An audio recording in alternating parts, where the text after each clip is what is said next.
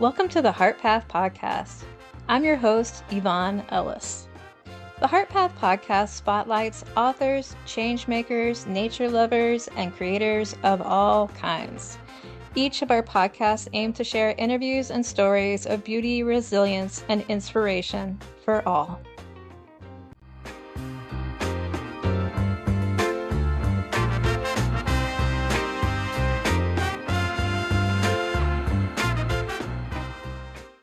This week's guest is Susan J. Tweit. Susan is a plant ecologist who has studied grizzly bear habitat, big sagebrush, and wildfire history.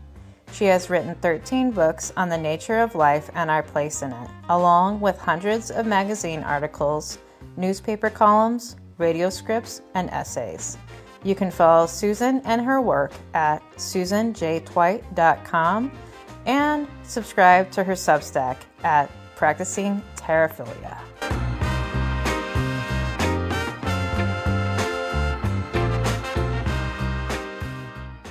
Thank you so much, Susan, for joining me today. It is a pleasure to have you here. I would love to hear about your Substack, Practicing Terraphilia, and what inspired it. Well, first I have to say, I am so thrilled about the Heart Path. This is what you were born to do, and I'm delighted to be a small part of it through this podcast. Thank you for inviting me. Practicing terraphilia, and terraphilia is a word that my late husband and I co-opted and I defined. It is the human's innate cell-deep affection for and connection with the earth and all of the lives we share this planet with, the whole web of life. I think of terraphilia as something that without tending it, we lose our humanity. It's our heart deep, cell deep connection to the rest of life on this planet and the planet itself. And I believe that when we are not connected, we lose our way as humans. We become what Buddhists call hungry ghosts, the people with the tiny mouths who are always starving but can't fit enough food in to feed themselves. We fall into the trap of possessions will make us happy, power will make us happy, conventional success in our jobs will make us happy, money will make us happy, but there's never enough. Because what the enough is not any of those things. It is our heart connection to this planet and the other lives we share it with, our heart and spirit connection, honestly. And I think for some 30 to 35% of us in this country call ourselves nones religiously. I think that for us especially, and I would say that I'm one of them, even though I am a Quaker technically, I belong to the Religious Society of Friends, and that's where my spiritual heart is. Really where my church is outside in nature. That's what fills my spirit. That's what gives me my dose of wonder and awe every day. The connection is there every day in our normal lives. We are part of nature. There are somewhere around 10 times as many non-human microbial cells that are part of the thing we call us, the body we call us, as there are human cells. And those microbial beings, all those little flora and fauna, they're too small to see with the naked eye, not only help us digest our food, they regulate our emotions, they're in a feedback loop with our brain. The flora and fauna that we have in our guts actually help carry our emotions to our brains, and the emotions we have in our brains affect the composition of those flora and fauna. And so there's this direct feedback loop there. We are nature. We are more than I. It's like Ed Yong's book, I Am Multitudes. We are, in fact, multitudes. So that was a long way of saying I started the newsletter as a way to write about the spiritual and temporal side of this connection to nature that I believe is what we need, especially now, to ground us and strengthen us and give us what we need to be whole and healthy and compassionate and loving human beings in the world today. I am just in awe of you and everything you do and how you give so much to this world. I'd love to talk about your book. You have a book coming out, I hear? Well, I have a book in progress. It comes out of the Substack, so I can talk about it a little. It's called Cultivating Terraphilia, Finding Hope and Inspiration in Nature, and it's a devotion of the non-religious sort. It's 52 weeks, one a week, of very short essays about some small thing that you can do in your everyday life, whether it's rethink the idea of prayer and make yourself a daily gratitude type prayer that reconnects you to what you love in nature, and then a little practice that goes with that essay. So some of the weeks are about water and valuing the water that comes out of our taps, assuming we have running water, which is something to value right there. Weeks are about walking meditation. They're about taming your stuff, lightening your load so that you can be more attuned to the world outside. This is a book of small, everyday meditations on what we can do to be more connected with nature and each other, and what we can do to be contributory and reciprocal citizens of this planet. You know, Robin Wall Kimmerer talks about a reciprocal relationship with nature. It's not that we are in charge of nature. We're not, or nature is somehow in charge of us. That web of life is not in charge of us. But what can we give back for all that we get from nature? And if a listener is wondering, well, what do I get from nature? Take a breath. Every breath we breathe is a built-in reciprocal relationship with all of the green and photosynthesizing beings on this planet, whether that's plants or photosynthesizing algae in the ocean and in the soil. Every time you breathe in oxygen, you are breathing in a gas that is present in the atmosphere at the exact composition we need to survive, but wouldn't be if all those photosynthesizers weren't exhaling it. It's their waste gas. So when you take a breath, thank a plant and a photosynthesizing algae or bacteria, and then realize as you just exhaled, you are exhaling carbon dioxide, which is one carbon atom and two oxygens. And that is exactly what those photosynthesizing beings need to inhale. So when we breathe, every automatic, unthought breath we take, we are in a reciprocal relationship with nature. I completely agree. And listening to your words made me think about reciprocity in relationships as well. Yes. Find that in life that you align with reciprocity in your personal relationships as well. Well, yes. To me, it isn't a relationship if it's not reciprocal. I live by myself. I live solo because I'm widowed and have been for 14 years, which has been really an education to me in terms of how I conduct the relationships that are super, super important to me.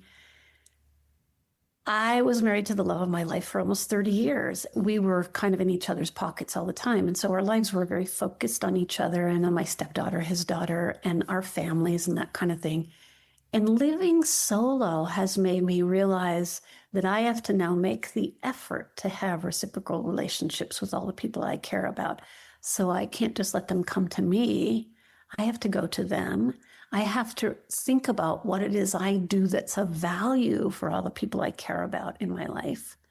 And that's made me, I think, a better aunt and sister and friend and colleague and all that kind of stuff, because I actually think about what am I giving as well as what am I receiving? And that makes me grateful for what I receive, not in the abject sense, in the healthy sense, in the thank you for being you and inventing the heart path and having me on your podcast sense. How can I help?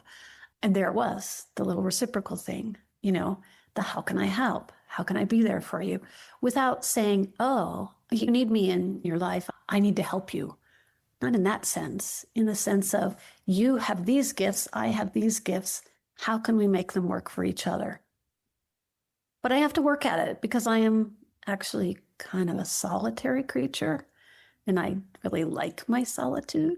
There's a reason I'm living alone after 14 years of being widowed. I like my solitude a lot. Plants are actually my people.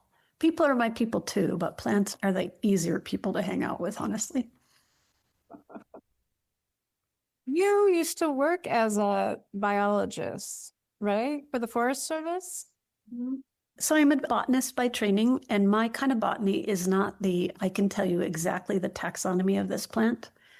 It is the stand on a hilltop, look at the whole landscape and go, oh, look, those plants are growing there because of that. And these plants are growing with them because of that. And that means these birds will be there and these animals, and there'll be these reptiles, and the soil will be like this. And this is how we humans can live on that landscape in a way that's sustainable. That's my kind of botany, study the whole community and the relationships that make it up. And so I actually started doing that in Yellowstone National Park. I was very lucky in college.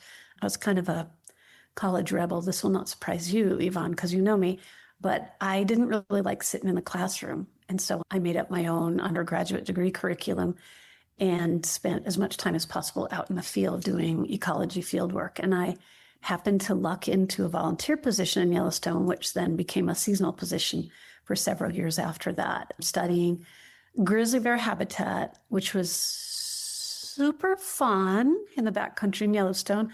I was the person who was always carrying a backpack full of large Ziplocs, carefully sealed, 2 bags, because inside was the fresh bear poop that I was going to take back and put under the dissecting scope and figure out what plants they were eating at different seasons. Because to understand grizzly habitat, you have to understand not just their behavior, but what they're eating.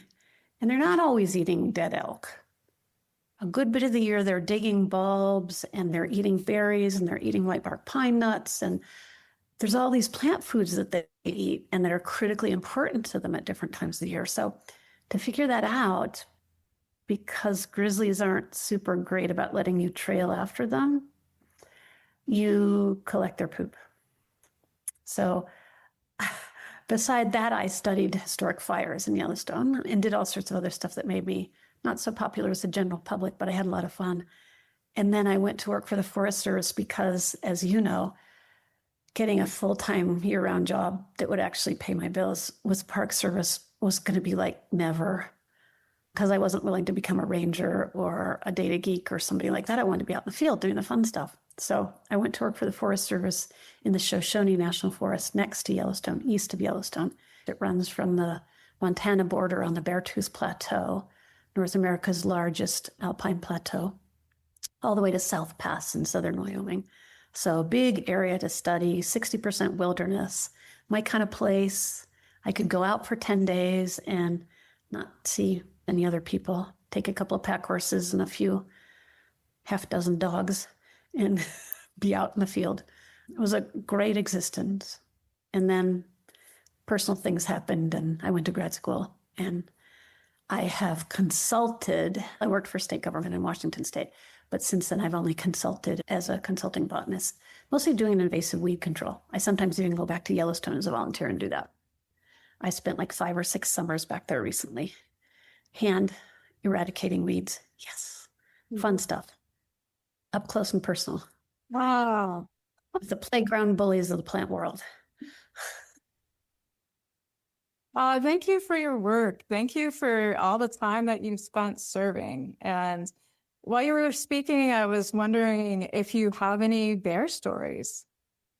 You know, the thing about bear stories in Yellowstone is if you tell the ones you didn't report, you get in trouble. I was the junior member of a great field crew. We had an official green Park Service Dodge Dart for 6 of us and 6 backpacks. That was interesting. Barreling through the park in this ancient Dodge Dart, hanging out the windows because there was no space, and the trunk is wired closed because all the backpacks wouldn't fit in there.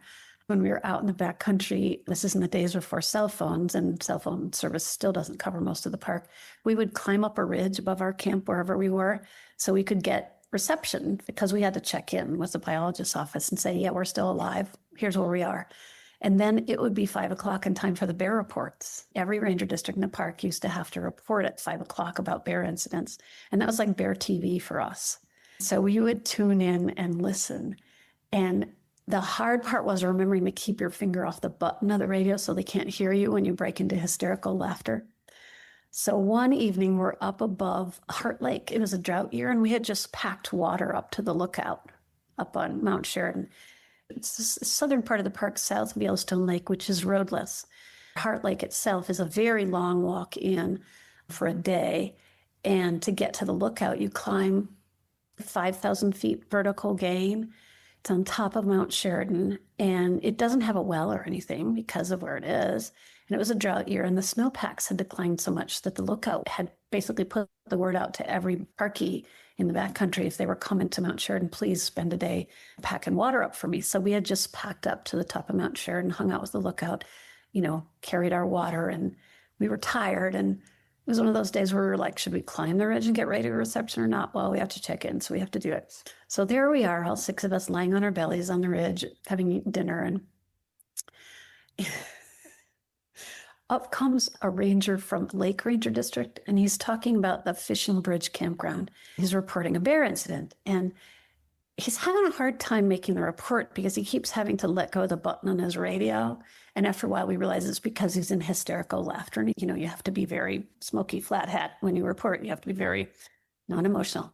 There's a call for a bear incident in the campground, and it turns out that he drives his Ranger car in there, and he sees the bear immediately. It's probably a yearling, maybe a little older, maybe a 200-pound grizzly, not a really big grizzly. He sees the bear immediately. Can't miss him because of the woman running behind the bear with her folding aluminum lawn chair, trying to beat the bear on the back. And she is shouting, "Let go of Fifi! Let go of Fifi," while beating the bear, right? And the bear is sauntering off with the miniature poodle in its mouth. According to the ranger's account, the bear is holding it like a dog holds a favorite stuffy. This bear doesn't want to eat the dog. It's too small. It's not even a snack. The bear's just kind of playing with it. So the ranger drives right up, grabs the woman, hauls her into the back of his prowl car, locks her down because, grizzly bear, beating your grizzly bear with your lawn chair. And she is screaming at him. Oh my gosh. And in the end, seeing the prowl car, the bear dropped Fifi, and Fifi was uninjured. The woman did sue the Park Service. She did not win. Wow. But the funniest part of that bear story was this poor ranger trying to keep a, unemotional, flat, just the facts, ma'am report, when clearly he's in hysterics. And all over the park, you hear the clicking on and off of radio buttons as people are silencing themselves so no one can hear them as they roll on the ground wherever they are, laughing hysterically. So that's one of my favorite bear stories. Thank you for sharing. It made me think of a few of my bear stories. One of them was at Saguaro National Park. We were doing some trail maintenance in the backcountry. We were about 9.5 miles in, and this black bear who actually had a tag on their ear started walking down the trail. And bears got to get around just like we do. So there was this standoff where it was all of the crew on one side of the trail, right, and the bear on the other side. And I finally just said to everybody, we need to go on the uphill and right, allow the bear to pass. Right. And as soon as we did, they were fine and they passed us. But it's just so funny that people have this innate fear of animals like bears.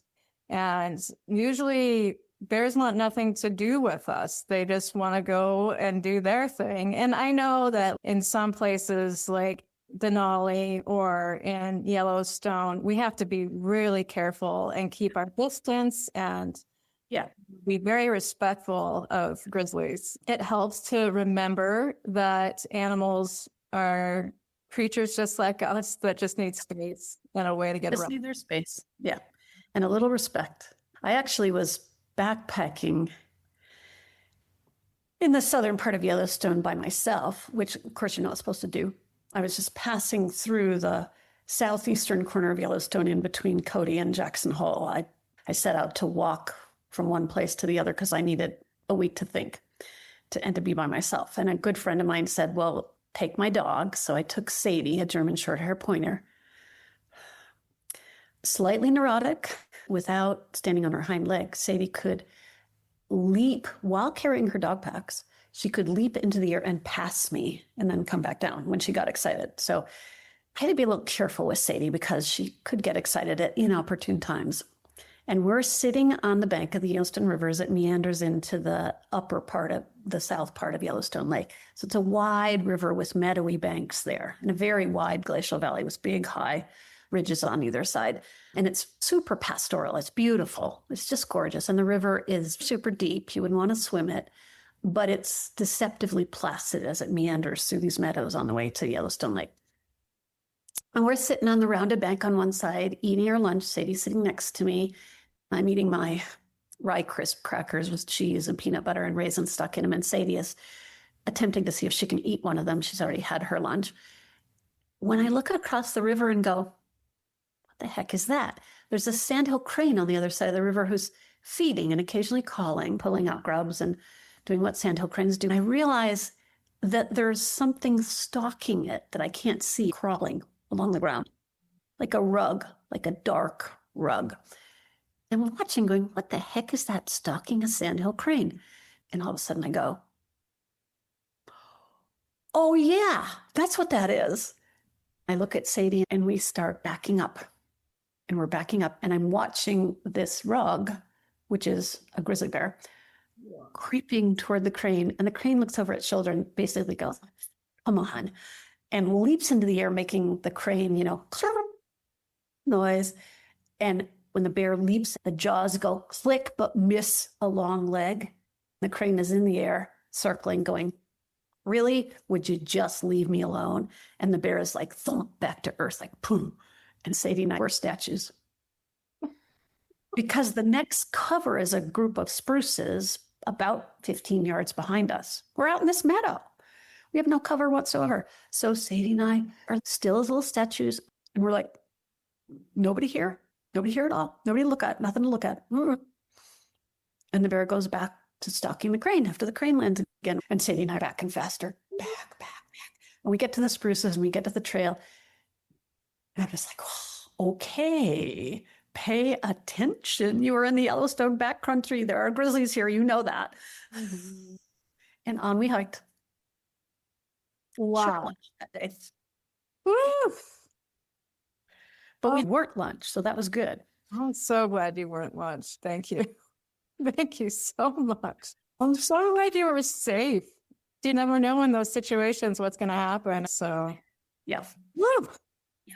Yeah. But you mentioned paying attention, and I've actually read your words pertaining to paying attention to what surrounds us. Can we go into that a little bit about paying attention while you're practicing terraphilia? Mm-hmm. I think one of the worst lessons that modern life teaches us is to try and pack as much into any moment as we possibly can. And we are taught that we can multitask. Of course, you can do 6 things at once. I mean, obviously, you're an intelligent human being. You're efficient. You're trying to accomplish things in your life. So you can, while you're eating, listen to a podcast and talk to your niece on the phone. And while you're at it, sketch out the next essay you're going to write, whatever, pay a bill, handle some mundane detail of life. Actually, the research shows that what you're doing is micro switching between tasks. You're not actually doing all of those at once. You're micro switching at a speed that you can't even perceive very easily. And you're less efficient at each of them. So every single one of those tasks that you think you're doing all at once, driving and brushing your teeth, listening to a podcast and whatever else you're doing, you're actually less efficient in all of them. Mm-hmm. So you really don't get more done. You just think you do. And you miss stuff. Like the rainbow that's happening out the window when you're driving, brushing your teeth, and listening to a podcast. You miss that double rainbow. Which would you rather remember as you go on in your life? That you got your teeth brushed on your commute and that you listened to another chapter of a book? Or that you saw something that made your jaw drop in wonder? Mm-hmm. If we pay attention, we fill our souls. We're healthier people. We're able to be kinder. You know, you're at the grocery store and you're in a hurry because you got to get home and make dinner. If you take a moment to smile at the checker, don't you think you'll feel better when you leave the store than if you just race through? Mm-hmm. So to me, paying attention, especially in a kind and gracious and reciprocal way, is super important to our own emotional and physical and intellectual health. It's also super important to our creative lives. When you have that nice word with the person who's panhandling in your stoplight, and you don't want to give them anything because there's that whole moral thing about if you give them money, what are they going to do with it, blah, blah, blah. But what if you just say, hey, hi, how are you? Yeah. I'm wishing you well. Mm-hmm. Yes. If we can pay attention in our lives in a way that spreads the light, Quakers have a phrase, and it comes from a piece of Quaker testimony from many, many years ago, about seeing the ocean of light and love wash over the ocean of fear and darkness in the world. If we can pay attention in our lives in a way that we add to that ocean of light and love, if we can do the small things that paying attention involves, just spread kindness, we are creating the world we want to live in instead of racing through the world trying to get to somewhere, trying to accomplish something. But don't you think that what we really accomplish in life is the kindnesses we give, the thoughtfulness, the compassion, the witnessing? Seems to me that's what matters more. So that was my sermon on paying attention. You want me to get off my soapbox now? I want to listen to any kind of wisdom you would like to share. I am in awe of the way that you share in this world. I'm honored by that. I will say that I'm in the part of my life that is in traditional Indian, probably Hindu, I think.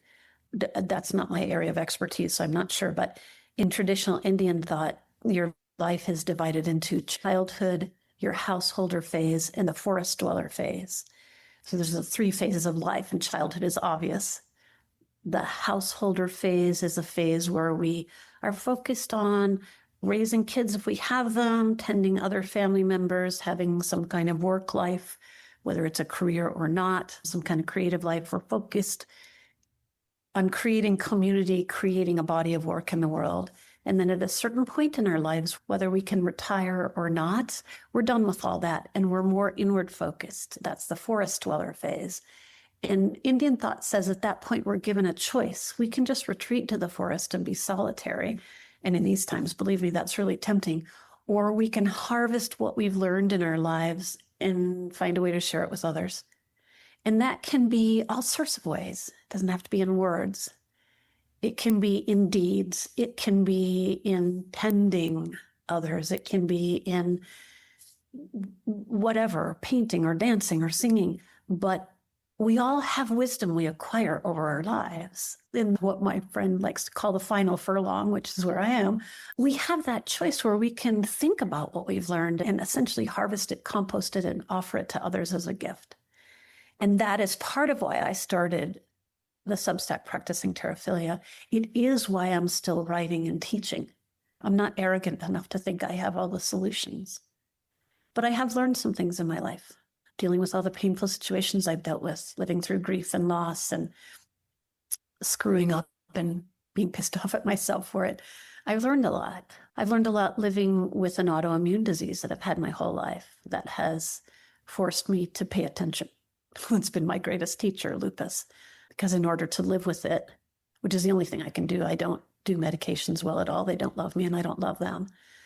I've just had to learn to live with this person that is me, the imperfect, fallible, sometimes very difficult person that is me, and find the best way to be me in the world. So if I can use that in a way that's helpful to other people, I'm like all over that at this point in my life.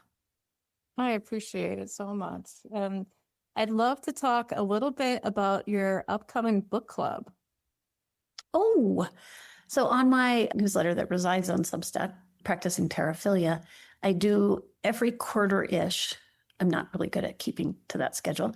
Every quarter-ish, I pick a book for us to discuss online. And that means that once a month, I'll send out something about that book, some thoughts and comments, and readers are free to respond in the comments to that newsletter and to discuss with each other. So it's not an in-person way of reading books, but it is a way to approach books that we might not otherwise read. And this quarter, it's a Joanna Macy book in honor both of Macy's work and her life, and also because the timing is so good. It's the current edition, the 2022 edition of Act of Hope. And this edition is co-authored with Chris Johnston, who's a medical doctor who worked with Joanna a good bit in the latter part of her work. Joanna Macy in the 70s realized that the world was changing, particularly the physical, natural world was changing in ways that brought her a great deal of grief. She could see the changes with climate change already. She could see the extinctions coming. She could see all of that. For a while, she was paralyzed by it. And being the kind of philosopher interested in psychology that she was, she came up with this methodology for how we deal with any kind of crisis that's so overwhelming that it paralyzes us. Either we're so grief-stricken, we're so angry, whatever. It's so big, we can't deal with it. And this book, it is not my usual kind of book. I love stories. So I read narrative nonfiction and fiction. I rarely read self-help books because they're like instructions. And I am really bad at that. I like to learn with my forehead, like beating it against the wall. That's how I learn best. It's one of my great flaws, in fact. But Act of Hope, it's just so appropriate for our time. And her 3 keys to this great work are, first, you acknowledge what's going on. You acknowledge the situation and your feelings about it, and you're honest about that. You come to grips with how paralyzed you feel, how grief-stricken you are, what a mess this country is in, for instance, if it wasn't a mess, for instance, how angry you are at the people who are so greedy and venal and the way they're trying to take apart this planet and taking advantage of people who are not powerful. You acknowledge all that and you're honest about it and you write about it and you talk to other people about it. And then you go on to the next step. And I'm only at the first step, so I can't explain the next step. But the next step is basically envisioning what you would like things to be instead of how they are. And then the third step would be, all right, let's take some concrete actions to make that happen. And they don't have to be big actions, They can just be, I'm going to change my perspective every day. And I'm going to change how I interact with other people every day. And I'm going to be honest about my grief and my anger and my fear every day, instead of putting a smile on my face and going, everything's fine, I'm good, it's all great. I'm just going to push through and then fall apart into 60,000 little pieces. It's a way of honestly confronting what's going on and finding I think, maybe surprising power we all have to create the world we want to live in.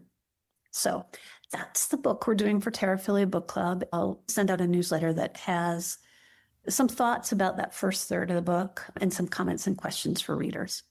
So what's the best way for people to find you and this book club? Practicing Terraphilia is pretty easy to find if you Google or search engine of your choice the words practicing Terraphilia, which is Terra, T-E-R-R-A, philia or philia.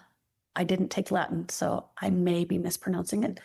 Philia. If you just Google that and Susan Tweit, Tweit, you'll for sure get to it. If you are on Substack already, if you have the Substack app or you're familiar with Substack, you can just do the same thing in Substack search engine and you'll get there. The newsletter is free. All the content is free because I believe that people ought to have access to it. This is my spiritual mission. And believe me, it is a mission. If people want to pay to support my work, that's great. And I love it. Anyone who wants to do that has my enduring gratitude. I have several thousand subscribers, and I have a nice chunk of those who actually do pay to support the work, which is really lovely. I'm so grateful. But I want everyone to be able to be involved. And so I don't want to put up a barrier saying, if you want to read this, you have to pay. That's just not me. Other people do, and that's fine. That's their thing. And I respect that. But for me, this is my mission. And I want everyone to be able to have access to the joy of cultivating this innate relationship that's part of us being human with this living earth. So Thank you. Thank you for everything. Thank you for being you, Susan. I love your work and your words and you so much. And I really appreciate you being here with us today. I am just delighted to be able to have this conversation with you, and I'm honored to be featured on your podcast. I so appreciate what you're doing. I so honor it.